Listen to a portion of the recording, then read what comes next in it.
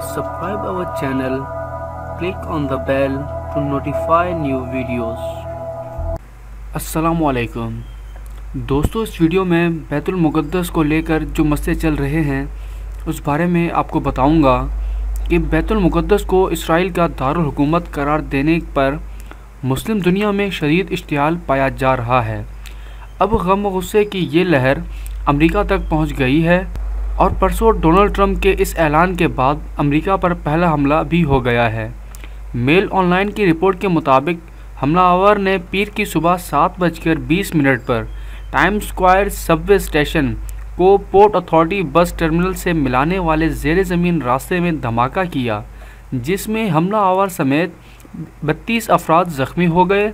हमलावर 27 साला बांग्लादेशी नसरात अमरीकी नौजवान अकायदुल्लाह है, जिसने दौरान तफ्तीश बताया है कि इसने ये हमला अमेरिका की तरफ से बैतुल मुक़द्दस को इसराइल का दारुल हुकूमत तस्लीम करने और इसराइली फ़ौज के फ़लस्तीनियों पर हालिया मुज़ालिम का बदला लेने के लिए किया है।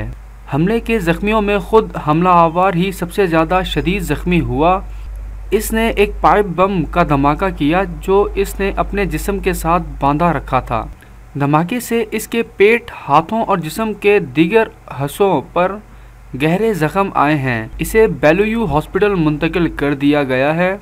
वाक़े में ज़ख्मी होने वाले तमाम अफराद की हालत ख़तरे से बाहर है।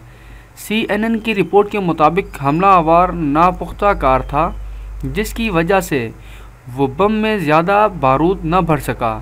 यही वजह है कि धमाका ज़्यादा तबाहकुन नहीं था।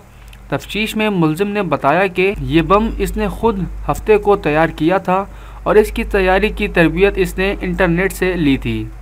अमेरिका की मीडिया के मुताबिक FBI मुतअद्दिद मकामात पर छापे मार रही है, जिनका मुलजिम से कोई ना कोई ताल्लुक़ ज़रूर है। पुलिस ने मुलजिम से एक और पाइप बम भी बरामद करने का दावा किया है। न्यूयॉर्क के मेयर बिल डी ब्लासो और पुलिस कमिश्नर जेम्स ओनील ने इस धमाके को दहशतगर्दी की कार्रवाई करार दिया है।